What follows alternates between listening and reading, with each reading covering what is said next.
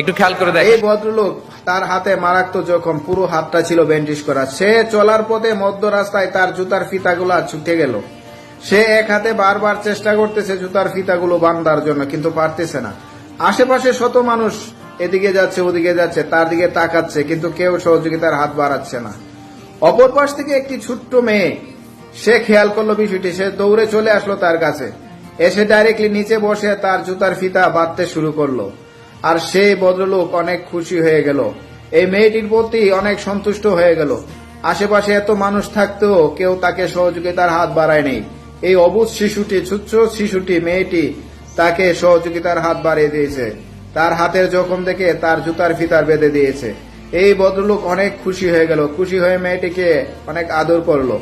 এবং এটাই ভালো মানুষের পরিচয়, যে অন্যের বিপদে সে এগিয়ে আসে সব সময়। আমরা যেন সবাই এই বিপদ থেকে সবাইকে